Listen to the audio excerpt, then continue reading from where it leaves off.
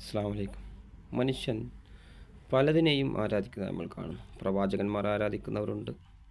ഇപ്പോൾ ഈസാ നബി അലൈഹി ഇസ്ലാമിനെ ആരാധിക്കുന്നവരെ നമുക്ക് കാണാൻ വേണ്ടി സാധിക്കും. അതായത് അദ്ദേഹം ഒരു പ്രവാചകനാണ്. 19 സൂറത്ത് മറിയമിൽ അല്ലാഹു സുബ്ഹാനഹു വ തആല അദ്ദേഹത്തിൻ്റെ ചരിത്രം വിശദമായും ഏതൊരു സാധാരണ മനുഷ്യനും മനസ്സിലാകുന്ന രീതിയിൽ വളരെ കൃത്യമായി വിവരിക്കുന്നതായി കാണാൻ വേണ്ടി സാധിക്കും.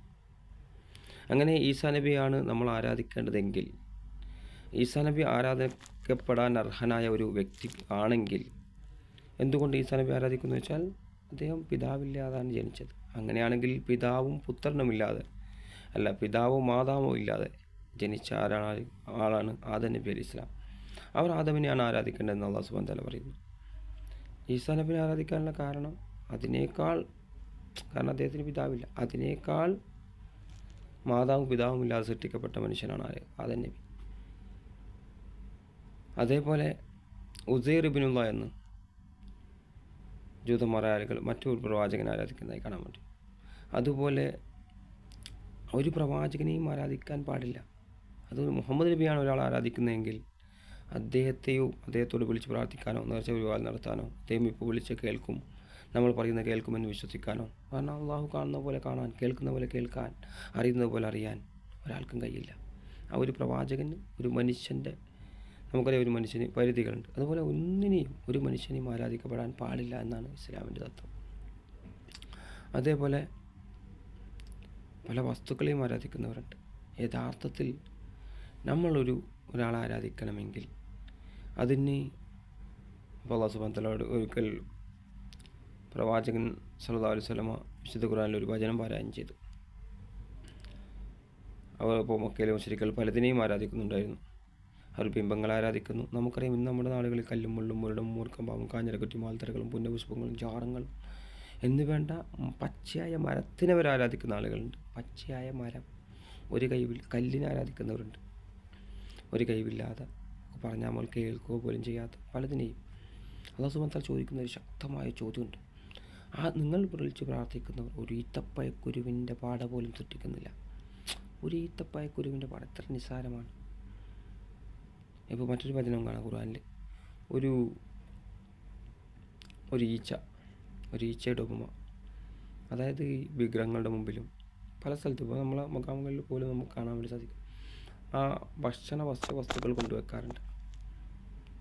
അപ്പോൾ ആ ഈച്ച വന്നിട്ട് അതിൽ നിന്ന് തട്ടിയെടുത്താൽ അതുപോലും പിടിച്ചു കൊണ്ടുവരാൻ ആ ആരാധിക്കപ്പെടുന്ന വസ്തുക്കൾക്ക് കഴിയുന്നില്ല. അതുപോലെ ഒരു ഈച്ചയെപ്പോലും അവർക്ക് സൃഷ്ടിക്കാൻ കഴിയില്ല. സൃഷ്ടിക്കുക മാത്രമല്ല, ഈച്ച എന്തെങ്കിലും തട്ടിയെടുത്ത് കൊണ്ടുപോയാൽ അത് തിരിച്ചു പിടിക്കാൻ പോലും കഴിയില്ല. നമുക്ക് ഈച്ചയുടെ അവസ്ഥ നമുക്കറിയാം. ഈച്ചയുമായി ബന്ധപ്പെട്ട പഠനം, ഈച്ച അത് ഭക്ഷിക്കുന്നതിന് മുമ്പേ അതിൽ പ്രത്യേകതരം കെമിക്കൽ ഇതാക്കിയിട്ട് എന്നൊക്കെയാണ് അങ്ങനെ ഭക്ഷിക്കുന്നത്. അത് എടുക്കുമ്പോൾ തന്നെ അതിനെ നിർവീര്യമാക്കി കഴിയും ആ ഭക്ഷണത്തെ.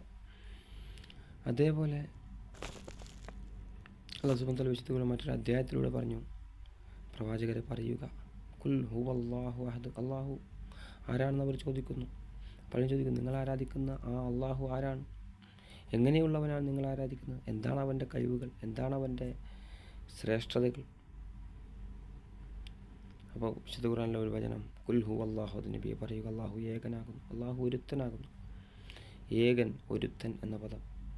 അതുപോലെ അള്ളാഹു സമദ്, അള്ളാഹു അനാശ്രനാണ്, ആരുടെ ആശ്രയം ആവശ്യമില്ലാത്തവൻ. ഒരുത്തൻ എന്ന് പറയുമ്പോൾ അദ്ദേഹം പിതാവല്ല പുത്രനുമല്ല, അവൻ പിതാവുമല്ല പുത്രനുമല്ല, ജനിച്ചിട്ടില്ല ജനിപ്പിച്ചിട്ടുമില്ല. അവൻ നമുക്കറിയാം ആകാശഭൂമികൾ സൃഷ്ടിക്കപ്പെട്ടിട്ട് എത്ര വർഷമായി, പല കണക്കുകളും ഇതൊക്കെ നമ്മൾ സാങ്കേതികമായി ഒരുപാട് നമ്മൾ പുരോഗമിച്ചിട്ടുണ്ട്. പക്ഷേ ബുദ്ധിപരമായി,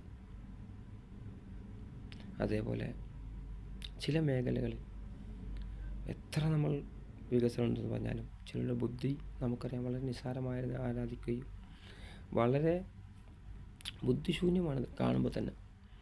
അപ്പോൾ അള്ളാഹു ദൈവം ഏകനാണ്, ഒരുത്തനാണ്, അവൻ ജന്മം നൽകിയിട്ടില്ല, ജനിച്ചിട്ടില്ല, ജനിപ്പിച്ചിട്ടില്ല, അങ്ങനെയുള്ളവനാണ് അള്ളാഹു സുബ്ഹാനഹു വ തആല.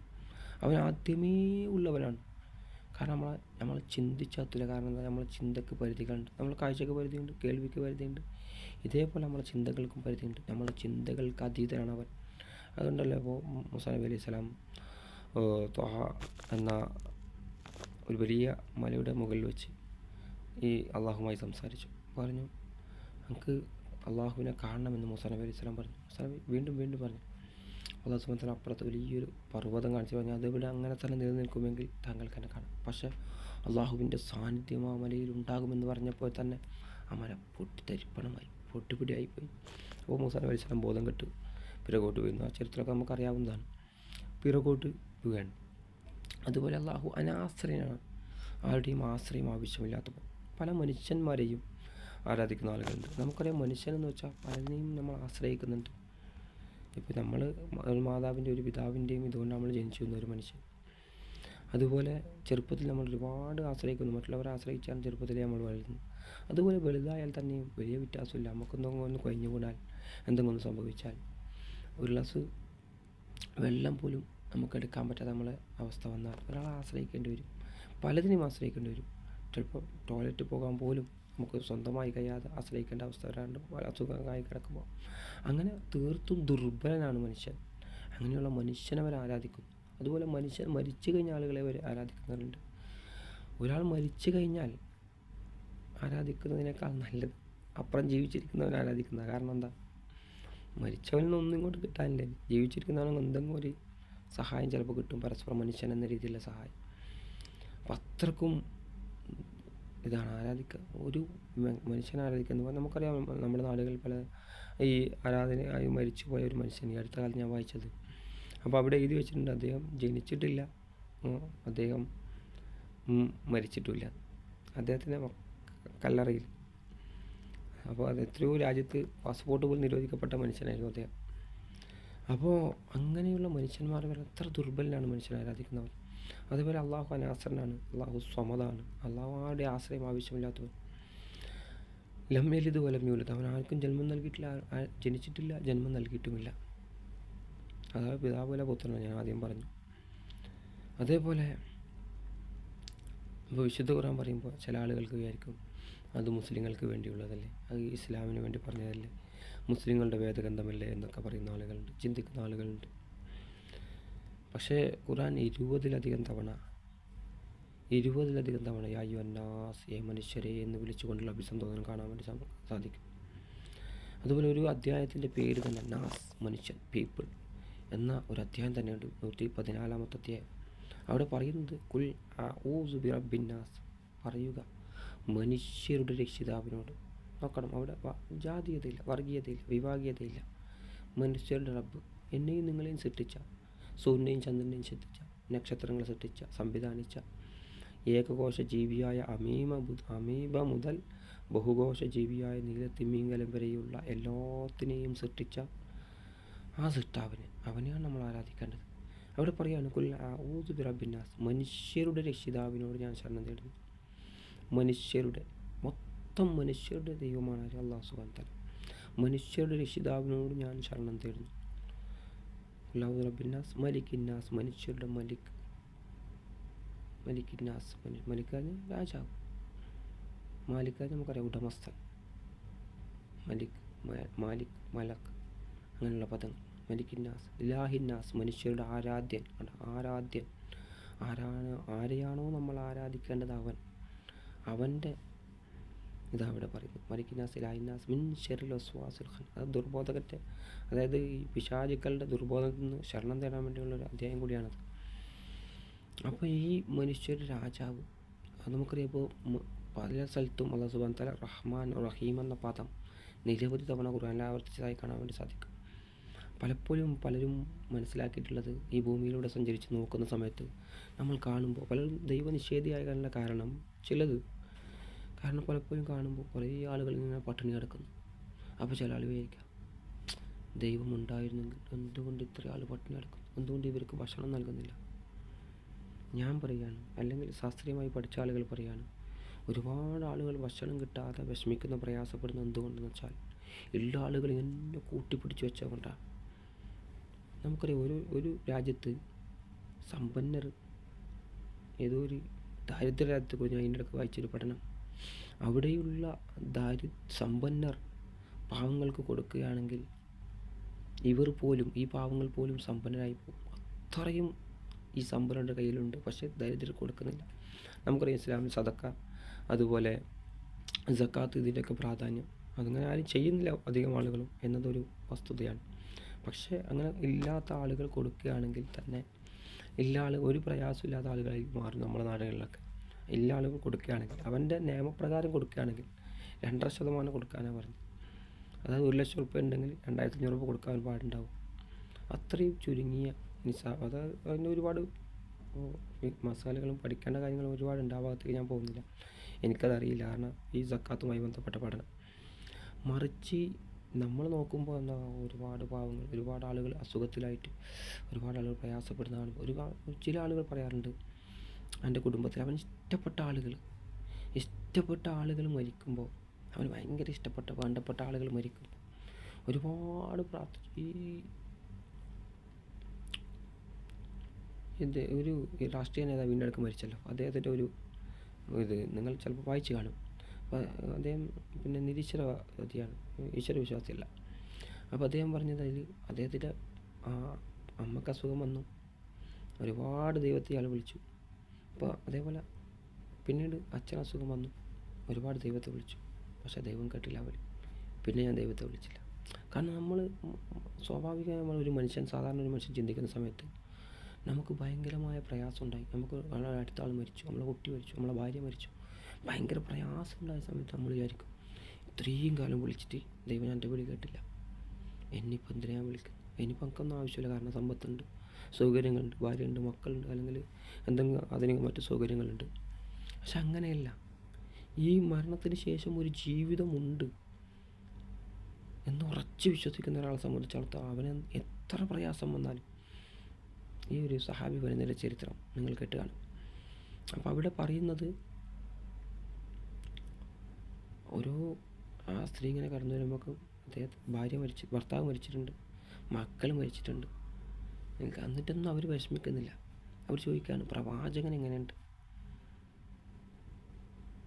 പ്രവാചകന് ഒന്നും സംഭവിച്ചിട്ടില്ല. ഉഹദ് യുദ്ധവുമായി ബന്ധപ്പെട്ടാണ് എൻ്റെ ഓർമ്മ.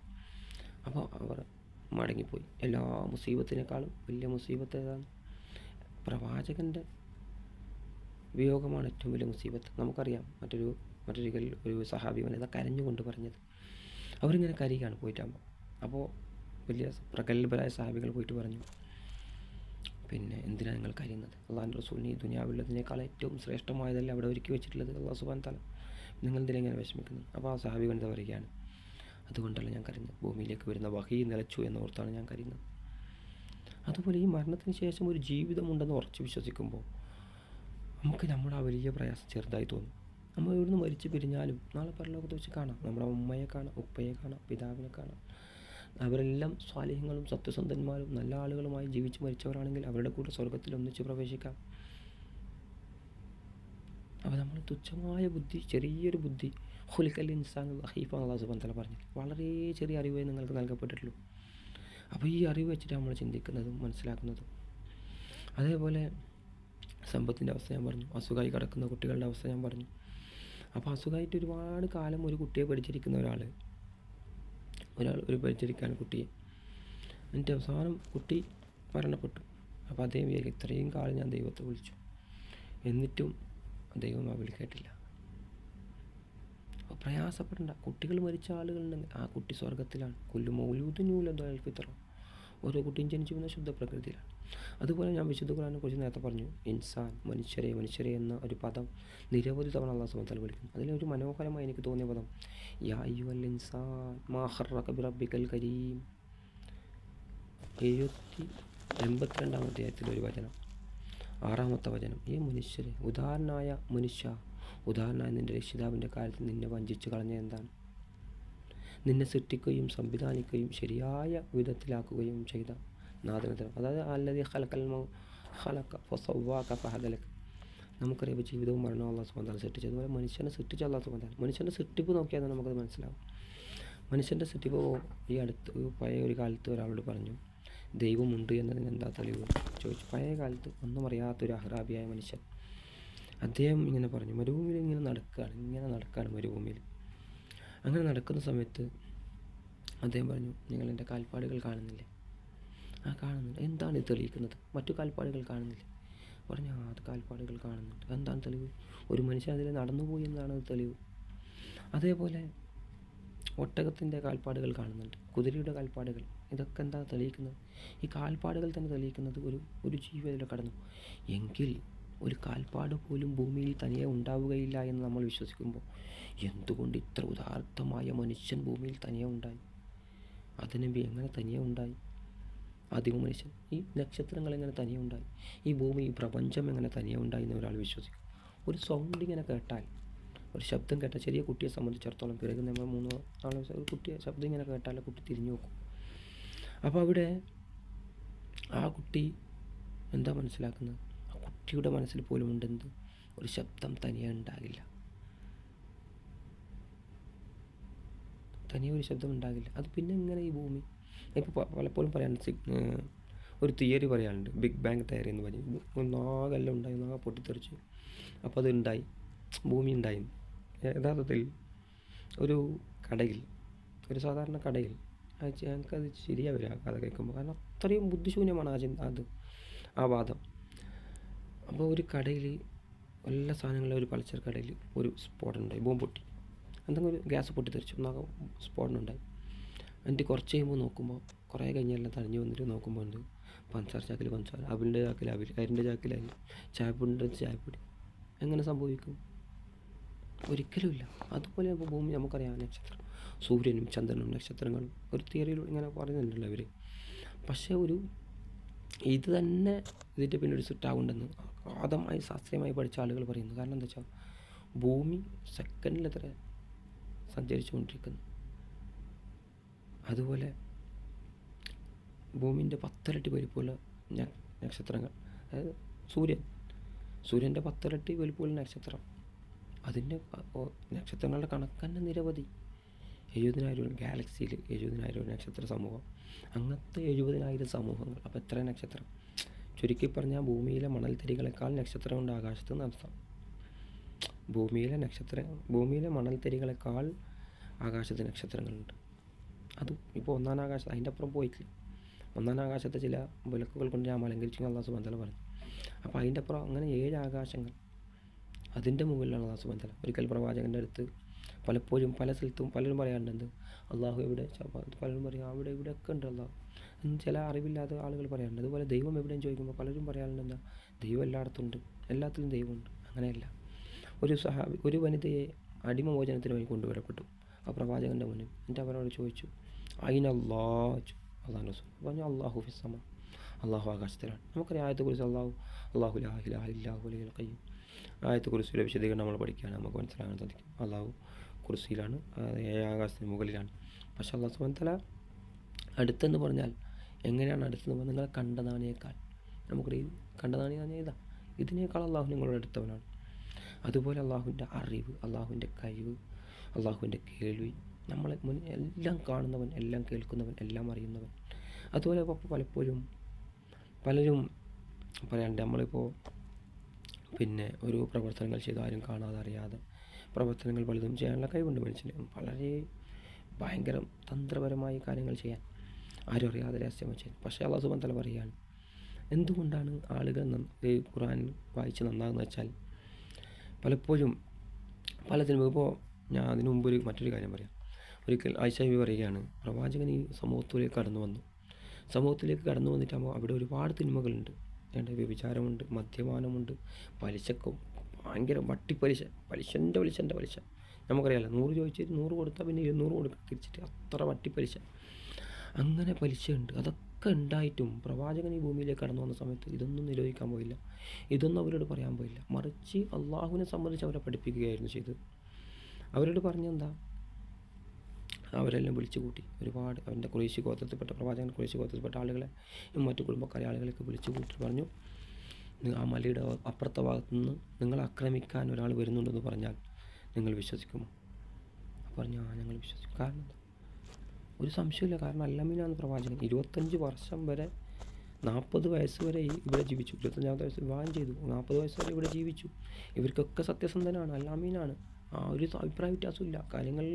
കൃത്യമായി നമുക്കറിയാം, ആ കൈവാലയത്തിൻ്റെ ആ ഹജറുൽ അസ്വദ് മാറ്റിവെക്കലുമായി ബന്ധപ്പെട്ട് തർക്കം സംഭവിച്ചിട്ട് അടിയുണ്ടാക്കാൻ യുദ്ധം ചെയ്യുമോ എന്ന് വളപ്പനം വാളൂരിനടുത്തേക്ക് എത്തിയ സമയത്ത് സ്പീഡായി പോകണ്ടല്ലോ സംസാരം.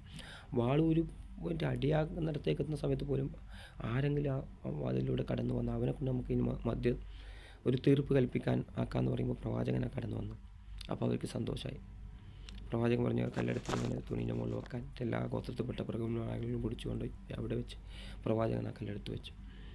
അത് അത്രയ്ക്ക് അവർ വിശ്വസ്തനായ ആളാണ്. പക്ഷെ എന്നിട്ട് അവരോട് പറയണം അള്ളാഹുവിൻ്റെ റസൂല്, അതെങ്കിൽ അതിനേക്കാൾ ശക്തമായ ഏറ്റവും നല്ലൊരു കാര്യം ഞങ്ങൾക്ക് പറയാം. നിങ്ങൾ ലാ ഇലാഹ ഇല്ലല്ലാഹ് ഖൂലു ലാ ഇലാഹ ഇല്ലല്ലാഹ് തുസ്ലിഹു, നിങ്ങൾ വിജയിക്കാം. എന്ത്?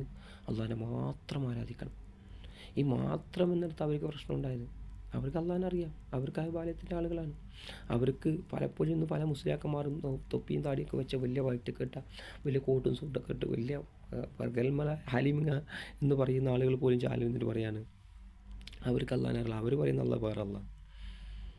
പ്രിയപ്പെട്ടവരെ, എൻ്റെ വാക്കിൽ ശ്രവിക്കുന്നവരെ, അവർക്ക് അള്ളാഹിനെ അറിയാം. കാരണം അപ്പോൾ ഒന്നാമത്തെ മുസ്ലിം അബൂബക്കർ എന്ന് പറയുമ്പോൾ എന്താ, അബൂബക്കർ മുസ്ലിം ആയിരുന്നില്ല എന്നല്ലേ. അതുപോലെ ഉമറിൻ്റെ പേര്, ആരെങ്കിലും സഹാബികളെ പേര് മാറ്റിയത് നമ്മൾ കാണുന്നുണ്ട്. വളരെ അപൂർവം സഹാബികളല്ലാതെ പേര് മാറ്റിയത് Umar bin Khattab, Ali bin Abi Talib, ഇത്ര നല്ല മുസ്ലിം പേരുകളാണ്. പക്ഷെ അവരെ വിശ്വസിച്ച് അവർ ആരാധിച്ചിരുന്ന എന്തിനാ? ലാത്ത, ഉസ്ത, മനാത്ത, യഹൂസ്, യഹൂക്ക്, നസർ, വദ്, സുവാദ്, അങ്ങനെ പലതിനെയും അവർ ആരാധിച്ചിരുന്നു. ബിംബങ്ങളെ, രൂപങ്ങളെ. അവരെ ആരാധിക്കരുത്, അള്ളാഹിനെ മാത്രം ആരാധിക്കാൻ നബി പറഞ്ഞു അവരോട്. അപ്പോഴാണ് പറഞ്ഞത് അബുലാബ് എന്നിട്ട് എന്നോട് തബ്ബൻ, നിങ്ങൾക്ക് രാശീദ് പറയാനാണ് നിങ്ങൾ എന്നെ വിളിച്ചു കൂട്ടിയത്. അപ്പോൾ ആശയ പറയാണ്, ഇതൊന്നും ആദ്യമായിട്ട് അവരോട് വ്യഭിചരിക്കരുത്, മദ്യപിക്കരുത്, അല്ലെങ്കിൽ പലിശ കൊടുക്കരുത് എന്ന് പറഞ്ഞിരുന്നെങ്കിൽ അവർ കേൾക്കുമായിരുന്നില്ല. പക്ഷേ പ്രവാചകൻ മറ്റു അള്ളാഹിനെ കുറിച്ച് നിരന്തരമായി അവർക്ക് പറഞ്ഞു കൊടുത്തു, തൗഹീദ് പറഞ്ഞു കൊടുത്ത് മനസ്സിലാക്കി കൊടുത്തു. കാരണം മരണത്തിന് ശേഷം ഒരു ജീവിതമുണ്ട്, സ്വർഗം സത്യമാണ്, നരകം സത്യമാണ്, അതുപോലെ അള്ളാഹിൻ്റെ കഴിവ്, അള്ളാഹ് എല്ലാം കാണുന്നവൻ, കേൾക്കുന്നവൻ, അറിയുന്നവൻ, രേഖപ്പെടുത്തി വെക്കുന്നവൻ, അങ്ങനെ ഉലൂഹിയത്ത്, അള്ളാഹുവിൻ്റെ നാമഗുണ വിശേഷണങ്ങൾ, അതുപോലെ അള്ളാഹുവിൻ്റെ കഴിവ്, അള്ളാഹുവിൻ്റെ അറിവ്, അള്ളാഹിനെ സംബന്ധിച്ച് മാത്രം മക്ക കാലഘട്ടത്തിലെ സുഹൃത്തുക്കൾ നമ്മൾ വായിക്കുകയാണെങ്കിൽ നമുക്ക് മനസ്സിലാവും.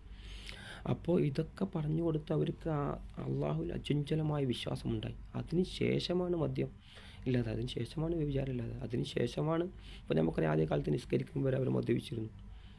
മദ്യപിച്ചുകൊണ്ട് നിങ്ങൾ മരരുത്, കാരണം നിങ്ങൾ പറയുന്നത് നിങ്ങൾക്കറിയുന്നില്ല എന്നൊരു വചനം ഉണ്ടല്ലോ ഖുർആനിൽ. അപ്പോൾ പിന്നീടാണ് അത് ക്രമേണ അത് മാറ്റി ഇല്ലാതെ. അതുപോലെ നബി സ്വല്ലല്ലാഹു അലൈഹി വസല്ലം മദീനയിലേക്ക് പോയ സമയത്ത് അവിടെ അളവിലും തൂക്കത്തിലും കൃത്യമുണ്ടായിരുന്നു. അപ്പോൾ ആടെ കാണുമ്പോൾ അവർ കൃത്യമായിട്ട് അളന്ന് കൊടുക്കുന്നൊന്നുമില്ല. വാങ്ങുമ്പോൾ അളന്ന് കൊടുക്കുന്നുണ്ട്, അളന്ന് വാങ്ങുന്നുണ്ട്, കൊടുക്കുമെന്ന് കൃത്യത അത്ര പാലിക്കുന്നില്ല അത്ര. അപ്പോഴാണ് ഖുർആനിലെ സൂറത്ത് ഇറങ്ങിയത്, വൈലുൽ മുത്തഫ്ഫിഫീൻ അല്ലദീന ഇദസ്താലു അലന്നാസി യസ്തൗഫൂൻ വഖാലുഹും അവദനൂൻ.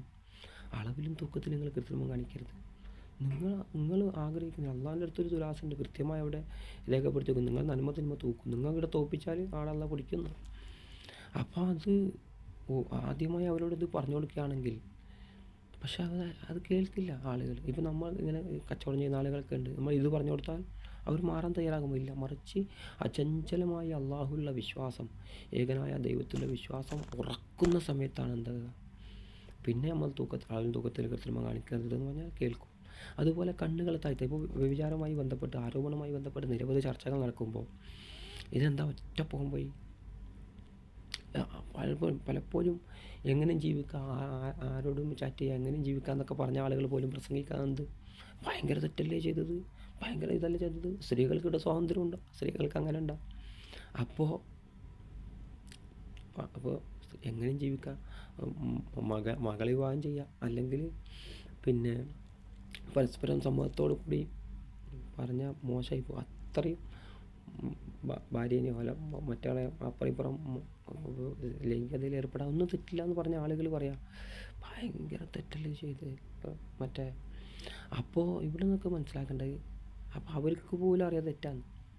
ഓരോ ആളുകളുടെ ഉള്ളിൽ തെറ്റെന്ത് ശരി എന്തെന്നുണ്ട് നമുക്കറിയുമ്പോൾ നിങ്ങൾക്ക് ചിന്തിച്ചാൽ മനസ്സിലാവും. ആദ്യമായിട്ട് നമ്മളൊരു തെറ്റ് ചെയ്യുകയാണ്, ആദ്യമായിട്ടൊരു തെറ്റ് ചെയ്യുന്ന സമയത്ത് ഭയങ്കര മനസ്സിലാവുണ്ടാവും. ഏത് മതത്തിൽപ്പെട്ടവനായിക്കോട്ടെ, കൊല്ലു മൗലൂദിനുള്ളതല്ല ഫിത്ര, ഏത് മതത്തിൽപ്പെട്ട ആളാണെങ്കിലും ആദ്യമായി തെറ്റ് ചെയ്യുമ്പോൾ, തെറ്റെന്ന് തോന്നിയ സമൂഹത്തിന് തെറ്റെന്ന് തോന്നിയ, നമുക്ക് തെറ്റെന്ന് തോന്നിയ, സമൂഹത്തിൽ എല്ലാവർക്കും തെറ്റെന്നറിയുന്ന, തെറ്റാണെന്ന് നമുക്ക് ബോധ്യമുള്ളൊരു സംഭവം നമ്മൾ ആദ്യമായി ചെയ്യുമ്പോൾ ഭയങ്കര മനസ്താപം ഉണ്ടാവും.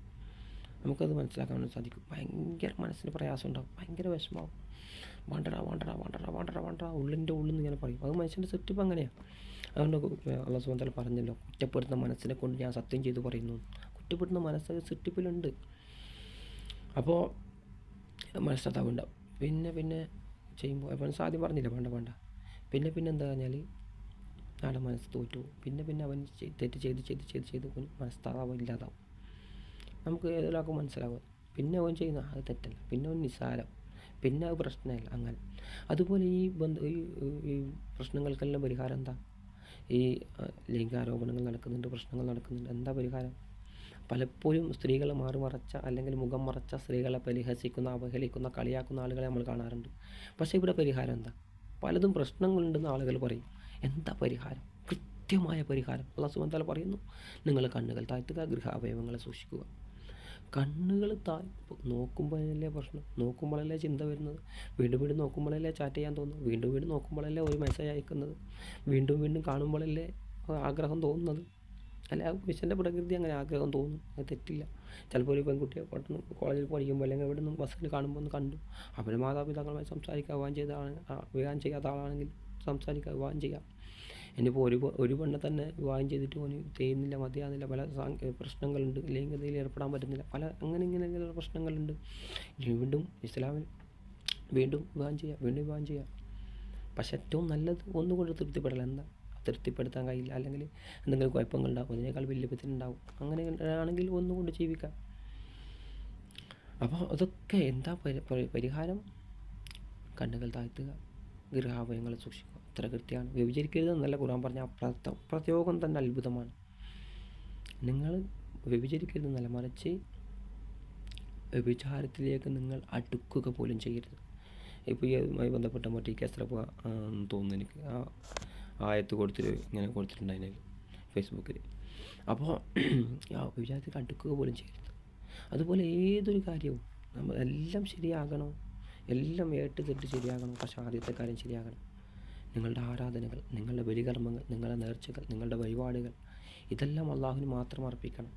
പലപ്പോഴും പല സ്ഥലങ്ങളിൽ നമുക്ക് ഈ വഴിപാടുകൾ, പ്രത്യേകിച്ച് നേർച്ചയാക്കലുകൾ, അതൊക്കെ നമുക്ക് പലതും മുഖാമുഖിൽ പോയിട്ടും പല ഖബർസ്ഥാനിലും പല സ്ഥലത്ത് പോയിട്ടും നേർച്ചയാക്കലും അതുപോലെ ഇതൊക്കെ നമ്മൾ കാണാറുണ്ട്. പക്ഷേ നേർച്ചകൾ, വഴിപാടുകൾ അള്ളാഹുവിന് വേണ്ടി മാത്രമാണ്. നമ്മൾ വജ്ജഹത്ത് ഓതുന്ന ആളുകളാണ് പലപ്പോഴും.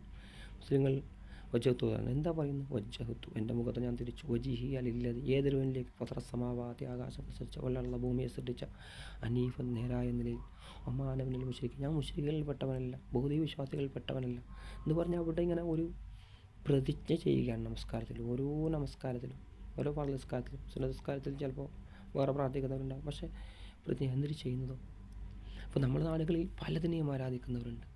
കല്ലും മുള്ളും മുരടും മൂർക്കം പാമ്പും കാഞ്ഞിരക്കുറ്റിയും ആൽത്തറകളും പുണ്യപുഷ്പങ്ങളും ജാറങ്ങളും മക്കുപറകളും പലതിനെയും ആരാധിക്കുന്നു. എന്നിട്ട് പറയുന്നതോ, ഞാൻ ദൈവത്തെ മാത്രമേ ആരാധിക്കൂ, ഞാൻ അങ്ങനെ ചെയ്യില്ല എന്ന് വാഴ പറയും. പക്ഷെ അവൻ്റെ ഓരോ പ്രവൃത്തി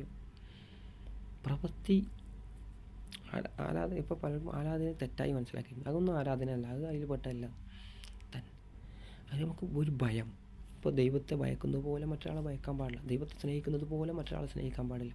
ഇപ്പോൾ ഒരാൾ പറയും, ഇപ്പം നമുക്ക് അറിയാം, ഈ അമ്പലങ്ങളിലോ അല്ലെങ്കിൽ ഈ പള്ളികളിലോ മഖാമുകളിലൊക്കെ പോകുമ്പോൾ ഒരു ഉൾഭയം കൊണ്ട് പലപ്പോഴും സത്യം ചെയ്യുമ്പോൾ പണ്ടൊക്കെ നമ്മൾ പറയാറുണ്ട്, സത്യം ചെയ്യുമ്പോൾ മഖാമിൻ്റെ അടുത്ത് പോയിട്ട് നീ സത്യം ചെയ്യുന്ന നോക്കാം, സത്യം കുറച്ചപ്പുറത്ത് അള്ളാണെന്ന് പറഞ്ഞതേ ഇല്ല, ഒരു പ്രശ്നമില്ല, എനിക്ക് പേടി ഉണ്ടായിട്ട. മഖാമിൻ്റെ അടുത്ത് നമ്മൾ സത്യം ചെയ്യും നോക്കാൻ വേണ്ടപ്പാ, ഞാനങ്ങനെ ചെയ്തേനെ, അങ്ങനെ പറഞ്ഞെന്ന് പറയും. എന്താ? ഒരു ഭയം. ആ പേടി പോലും നിങ്ങൾ പേടിക്കേണ്ടത് ആരെ? അള്ളാഹുവിനെയാണ്. നിസ്കാരത്തിൽ കൈയിടുമ്പോൾ നമുക്ക് ആ ഭയം കിട്ടാതെ ഒരു പേടിയില്ലാതെല്ലാം നിസ്കരിച്ച് പോകുന്നു, എന്തോ വ്യായാമം ചെയ്യും പോലെ. പക്ഷെ അവിടെ നമ്മൾ പേടിക്കേണ്ടത് അള്ളാഹിൻ്റെ മുമ്പിലാണ് നിൽക്കുന്നത് എന്നുള്ളൊരു ഭയം, പേടി. അതുപോലെ സത്യം ചെയ്യുന്ന ആൾക്ക് വേണ്ടി അള്ളാഹുവിൻ്റെ പേരിൽ മാത്രമേ സത്യം ചെയ്യാൻ പാടുള്ളൂ. നേർച്ച വഴിപാടുകൾ നടത്താനും അള്ളാഹുവിൻ്റെ മുമ്പിൽ മാത്രമേ നേർച്ച വഴിപാട് നടത്താനും. അപ്പോൾ നമ്മൾ ഞാൻ പറഞ്ഞു വന്നത്, സൃഷ്ടാവ് അള്ളാഹുവാണ്, നമ്മളെ സൃഷ്ടിച്ചത്, സംവിധാനിച്ചത്, എല്ലാ ജീവജാലങ്ങളെയും സൃഷ്ടിക്കുക മാത്രമല്ല. മൂസാ നബി അലൈഹി സ്വലാമിൻ്റെ ചരിത്രങ്ങൾ വായിക്കുകയാണെങ്കിൽ അവിടെ മൂസാ നബി അലൈഹി സ്വലാം ഫിറോൻ്റെ കൊട്ടാരത്തിൽ പോയിട്ട് പറഞ്ഞു അള്ളാഹിനെ ആരാധിക്കണം എന്നൊക്കെ പറഞ്ഞപ്പോൾ, ആരാണ് നിൻ്റെ അള്ളാഹ്? അപ്പോൾ മൂസാ നബി പറയുകയാണ്, അതായത് എല്ലാ ജീവികളെയും സൃഷ്ടിക്കുകയും അതിൻ്റേതായ മാർഗം നൽകുകയും ചെയ്തവൻ. റബ്ബുനല്ലദീ അഅ്താ കുല്ല ഷൈഇൻ ഖലഖഹു സുമ്മ ഹദാ. എല്ലാത്തിനും സൃഷ്ടിച്ചു അതിൻ്റെ മാർഗ്ഗദർശനം നൽകി. ഇപ്പോൾ വെറുതെ ഇപ്പോൾ നമ്മൾക്ക് കാണുന്ന തേങ്ങ പോലും, നമ്മളെ തെങ്ങിൽ തേങ്ങ ഉണ്ട്, ആ തേങ്ങ നമുക്കറിയാം, തേങ്ങൻ്റെ ഫുള്ള് ചകിരി കൊണ്ട് ആവരണം ചെയ്തു. നമ്മളെ തലച്ചോറിനെ പ്രൊട്ടക്റ്റ് ചെയ്യാനാണ് ഈ തല ഓട്ടി തന്നെ ഇങ്ങനെ കൊടുത്തു. ഇത്ര ശക്തമായിട്ടുള്ള സംഭവം എന്തുകൊണ്ടാണ്? അത് അത്രയും ഭയങ്കര കെയർ ചെയ്യേണ്ട സാധനമാണ് ഇതിൻ്റെ ഉള്ളിലത്തെ. അതുകൊണ്ടാണ് അങ്ങനെ. കൈ പോലെയല്ല, കാല് പോലെയല്ല, വിരൽ പോലെയല്ല, അങ്ങനെ ഓരോന്നും നമ്മളെ സൃഷ്ടിപ്പ് തന്നെ. ഈ ഇങ്ങനെ ഞാൻ പറഞ്ഞു അങ്ങനെ തേങ്ങ അങ്ങനെ ആക്കിയതാരാ? അതല്ല. ഇപ്പോൾ കോഴിയാണോ മുട്ടയാണോ ആദ്യം ഉണ്ടായത്? ഒരു അവിശ്വാസിയോട് ചോദിച്ചാലും നിഷേധി ചോദിച്ചാൽ എന്താ പറയുക? കോഴിയാണോ മുട്ട എന്താ ആദ്യം ഉണ്ടായത്? ആണാണോ പെണ്ണാണോ ഉണ്ടായി ചോദിച്ചാൽ ചിലപ്പോൾ ആൾ പറയും എന്താ ഭയങ്കര വിചിത്ര ചോദ്യം, അത് ഉത്തരവില്ലാത്ത ചോദ്യം. അതല്ല, എല്ലാം സൃഷ്ടിച്ചതിന് ശേഷം മനുഷ്യനെ ഈ ഭൂമിയിലേക്ക് അയക്കുന്നതിന് മുമ്പ് ഭൂമി പാകപ്പെട്ടിരുന്നു. ഭൂമി സൃഷ്ടിച്ചു അല്ലാഹു സുബ്ഹാനഹു വ തആല മനുഷ്യൻ്റെ സൃഷ്ടിപ്പിനെ കുറിച്ച് പറഞ്ഞെടുത്ത് സൂറത്ത് ബഖറയിലാണ് എൻ്റെ ഓർമ്മ. അപ്പോൾ അവിടെ പറയാണ്, ഭൂമിയിലേക്ക് ഞാനിതാ ഒരു ഖലീഫയെ നിയോഗിക്കാൻ പോകുന്നു. മനുഷ്യനെ മൊത്തം നിയോഗിക്കുന്നതിന് മുമ്പ് ഭൂമിയിലേക്ക് ഒരു ഖലീഫയെ, അവിടെ കുഴപ്പമുണ്ടാക്കുന്ന രക്തം ചിന്തുന്ന ആളുകളെയാണോ നിയോഗിക്കാൻ പോകുന്ന മലക്കൾ ചോദിക്കും. കാരണം എന്താ, ജിന്നുകളെ അതിന് മുമ്പ് സൃഷ്ടിച്ചിട്ടുണ്ട്. അപ്പോൾ ജിന്നുകളുടെ ഇത് അറിയാം മലക്കൾക്ക്. അപ്പോൾ അല്ലാഹു സുബ്ഹാനഹു വ തആല നിങ്ങൾക്കറിയാത്ത എനിക്കറിയാം. അപ്പോൾ അതുപോലെ ഭൂമിയിലെല്ലാം സൃഷ്ടിച്ച് റെഡിയാക്കി പരവതാനം വെച്ച് നമുക്കറിയാം. നമ്മൾ ഭൂമിയിലേക്ക് വരുമ്പോൾ, നമ്മളൊരു രാജാവ് നമ്മളിലേക്ക് വരുമ്പോൾ, ഒരു രാജാവ് നമ്മുടെ രാജ്യത്തേക്ക് വരുന്നുണ്ട്, അല്ലെങ്കിൽ ഒരു പ്രധാനമന്ത്രി അല്ലെങ്കിൽ ഒരു മുഖ്യമന്ത്രി വരുന്നുണ്ട് നമ്മുടെ സ്ഥലത്തേക്ക്, നമ്മുടെ വീട്ടിലേക്ക് വരുമ്പോൾ നമ്മൾ ഭയങ്കരമായി സ്വീകരിക്കാൻ വേണ്ടി എല്ലാം സെറ്റപ്പാക്കി ഒരുക്കി എല്ലാം റെഡിയാക്കി വെക്കൂലേ? നമ്മൾ എത്ര കെയർ ചെയ്യും. ഒരു പ്രധാനമന്ത്രിൻ്റെ ഒരാളെ അയക്കുമ്പോൾ പോലും നമ്മൾ അങ്ങനെ ഭയങ്കര സ്വീകരിക്കൂലേ? അപ്പോൾ അതേപോലെ ഭൂമിയിലേക്ക് ഒരു മനുഷ്യനെ ജനിക്കുന്ന സമയത്ത് ഭൂമിയെ അല്ലാഹു സുബ്ഹാനഹു വ തആല വിധാനിച്ചിരിക്കുന്നു. ഭൂമിയിൽ ഉറച്ചു നിൽക്കാൻ വേണ്ടി പർവ്വതങ്ങളെ ഭൂമിയെ ഉറച്ചിക്കാൻ, അതുപോലെ പരവതാനികൾ, പുഷ്പങ്ങൾ, നല്ല നല്ല ചെടികൾ. എന്തിനായി നല്ല നല്ല ചെടികൾ, പുഷ്പങ്ങൾ നല്ല ഇങ്ങനെ പോകുമ്പോൾ ഇങ്ങനെ മണത്ത് ആസ്വദിക്കാൻ വേണ്ടി, നമുക്ക് ആസ്വദിക്കാൻ, നമുക്ക് കാണാൻ. ചില മത്സ്യങ്ങളുണ്ട് ഭൂമിയിൽ, വെള്ളത്തിൽ, ഭൂമിയിൽ വെള്ളത്തിൽ, കടലിൽ ചില മത്സ്യങ്ങൾ, ചില ദ്വീപുകളൊക്കെ പോയാൽ നിങ്ങൾക്ക് കാണാൻ വേണ്ടി സാധിക്കും. ആ മത്സ്യം ഭക്ഷിക്കുമ്പോൾ ഒരു ടേസ്റ്റ് ഉണ്ടാവില്ല. നമ്മളെ മത്തി പോലെ, അതിലെ പോലെ, കുറാവലി പോലെ അല്ല, മറിച്ച് കാണാൻ വേണ്ടി ഭംഗിക്ക് മാത്രം. അതെന്തിനാ? മനുഷ്യനിങ്ങനെ കണ്ടിട്ട് കൺകുളിർക്കാൻ, സന്തോഷം കൊള്ളാൻ. അങ്ങനെ ഈ ഭൂമിയെ സൃഷ്ടിച്ചിരിക്കുന്നത്. നമ്മൾ ഈ ഭൂമിയിലേക്ക് വരുമ്പോൾ, ഓരോ മനുഷ്യനും വരുമ്പോഴേക്കും ഭൂമിയെ വിധാനിച്ചിരിക്കുക അല്ലാഹു സുബ്ഹാനഹു വ തആല. എന്തിന്? നിങ്ങൾ കൺകുളിർക്കാൻ, നല്ല കാഴ്ച, നല്ല കാണാൻ, പരവതാനി, പച്ചപ്പ്, പുല്ല്, നല്ല നല്ല പുഷ്പങ്ങൾ, നല്ല ആസ്വദിക്കുക. എത്ര നിറത്തിലുള്ള ചെടികൾ, മാറി മാറി നിറങ്ങൾ, നമുക്ക് കാണുമ്പോൾ ആസ്വാദനം ഉണ്ടാകാൻ. സൂര്യൻ്റെ ഉദയാസ്തമയം തന്നെ നമ്മൾ കണ്ടു നോക്കൂ. എന്തുകൊണ്ടാണ് നമുക്കത് മടുക്കാത്തത്?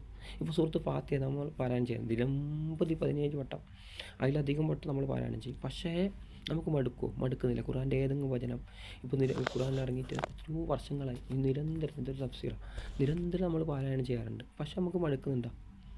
എത്ര കഥ ഒരാൾ തീർക്കുന്നത്, മാസത്തിൽ കഥ തീർക്കുന്നവരുണ്ട്, നോമ്പിന് എത്ര കഥ, 2 കഥ തീർക്കുന്നവരുണ്ട്, നിരന്തരമായി പാരായണം ചെയ്യുന്നുണ്ട്. പക്ഷെ മടുക്കുന്നോ? ഇല്ല. അതേപോലെ ഈ പ്രകൃതിയിലെ കാഴ്ചകൾ, ഇപ്പോൾ ഏതൊരു മതമില്ലാത്തവനും എങ്ങനെയുള്ള മതസ്ഥനായാലും ഈ കാഴ്ച നമ്മൾ മടുക്കുന്നില്ല. ഏത്? സൂര്യൻ്റെ ഉദയം, സൂര്യൻ്റെ അസ്തമയം, കടലിൻ്റെ കാഴ്ച, കടൽ വെള്ളത്തിരുന്നിട്ട് അങ്ങനെ അസ്തമിക്കുന്ന കാഴ്ച കണ്ടിട്ട് എന്താ മടുക്കാത്തത്? ഇതിപ്പോൾ കുറേ കാലം കണ്ട് ഈ സൂര്യൻ ഉദിക്കുന്ന അസ്തമിക്കുന്ന. ഈ അടുത്ത കാലത്ത് ഒരാൾ പിന്നെ ഏതോ ഒരു രാജ്യത്ത് പോയി, ഇങ്ങനെ രാജ്യം കാണാൻ എല്ലാം സന്ദർശിക്കാൻ വേണ്ടി പോയി. നല്ലതാണ് ഇങ്ങനെ ഇടയ്ക്കൊന്ന് സന്ദർശിക്കാം. പോയിട്ടാകുമ്പോൾ അവിടെ ഒരു പൂന്തോട്ടത്തിൽ അദ്ദേഹം വരുന്ന ഇങ്ങനെ എല്ലാം കണ്ടിട്ട്, അപ്പോൾ അവിടെ സൂര്യൻ അസ്തമിക്കുന്ന രംഗമുണ്ട്. അപ്പോൾ ഇങ്ങനെ സൂര്യൻ അസ്തമിക്കുന്ന രംഗം ആസ്വദിച്ചിരുന്ന ആൾ കാണാം, അത്യാവശ്യം സമ്പത്തിലാണ്. അപ്പോൾ അവിടുത്തെ ഗാർഡൻ വന്നിട്ട് അദ്ദേഹത്തോട് ചോദിച്ചു, അല്ല നിങ്ങൾ എന്തായി കാണുന്നു? അല്ല, സൂര്യൻ അസ്തമിക്കുന്ന കാഴ്ച, ഇത് നിങ്ങളുടെ വീടിൻ്റെ ടെറസിൻ്റെ മുകളിലിരുന്നാലും നിങ്ങൾക്ക് ആസ്വദിച്ച് കാണാൻ വേണ്ടി സാധിക്കും. പക്ഷേ നിങ്ങളിവിടെ പ്രത്യേകം ക്യാഷൊക്കെ തന്ന് പ്രത്യേകമായി കാണുന്നതുകൊണ്ടാണ് നിങ്ങൾക്കിത് ഇത്ര കണ്ട് നിങ്ങൾ ശ്രദ്ധിച്ച് നോക്കുന്നത്. പക്ഷെ നിങ്ങൾ വീട്ടിൽ നിന്ന് വെച്ച് നോക്കുകയാണെങ്കിൽ നിങ്ങൾക്കത് അങ്ങനെ കാണാൻ വേണ്ടി സാധിക്കും. ചിലപ്പോൾ ചില നാട്ടിൽ, ചില വീട്ടിൽ ഉയർന്ന പ്രദേശത്താണെങ്കിൽ നമ്മുടെ നാട്ടിൽ തന്നെ കാണാൻ പറ്റുന്ന കാഴ്ച. അപ്പോൾ അതേപോലെ സൂര്യനുദയം, അസ്തമയം, ഇതൊക്കെ നമുക്ക് എന്താ മടുക്കാത്തത്? അതാ ദൈവത്തിൻ്റെ സൃഷ്ടിപ്പായം കൊണ്ട്, ദൈവം സൃഷ്ടിച്ചേ കൊണ്ട് ഇതൊന്നും നമുക്ക് മടുക്കാത്തത്. അതുപോലെ നമ്മൾ തന്നെയും അത്ഭുതമുണ്ട്. നമ്മൾ ഫിംഗർ നോക്കും, ലോകത്ത് ആദ്യം ജനിച്ചു പോകുന്ന മനുഷ്യൻ മുതൽ ആരെങ്കിലും ഇപ്പോൾ കൊല്ലങ്ങൾക്കപ്പുറം ഡെഡ് ബോഡി കിട്ടി, ഓനെ എത്ര കൊല്ലം ജനിച്ചു, ഓൻ്റെ DNA വേറെ തന്നെ. ഓരോ ആളുകളുടെ ഫിംഗർ പോലും വേറെ തന്നെ ഫിംഗർ. ഓരോ മനുഷ്യൻ്റെ കണ്ണെന്തുകൊണ്ടാണ് നമുക്ക് എയർപോർട്ടൊക്കെ പോകുമ്പോൾ കണ്ണിൻ്റെ ഇതെടുത്തിട്ട് പോകുന്ന ഫിംഗർ. അപ്പോൾ കണ്ണിൻ്റെ ഇതും രശ്മി അത് വേറെ തന്നെ ഓരോ ആളുകൾക്ക്. മുടി പോലും അങ്ങനെ എല്ലാം വ്യത്യസ്തമായി നമ്മളെ സൃഷ്ടിച്ച ആ സൃഷ്ടാവിനെ നിങ്ങൾ ആരാധിക്കുക. ആ സൃഷ്ടാവിനെ മാത്രം ആരാധിക്കുന്നതിലേക്ക് നമ്മൾ മടങ്ങണം. എല്ലാ പ്രശ്നങ്ങളും നമ്മുടെ കുടുംബത്തിലും നമ്മുടെ സമൂഹത്തിലെ എല്ലാ പ്രശ്നങ്ങളും അല്ലാഹു സുബ്ഹാനഹു വ തആല പരിഹാരം നൽകുമാറാകട്ടെ. നമ്മുടെ വിഷമങ്ങളും പ്രയാസങ്ങളും സങ്കടങ്ങളും അല്ലാഹു സുബ്ഹാനഹു വ തആല മാറ്റി തരുമാറാകട്ടെ. വാഹൃദാന അൽഹംദുലില്ലാഹി റബ്ബിൽ ആലമീൻ. അസ്സലാമു അലൈക്കും വറഹ്മത്തുള്ളാഹി.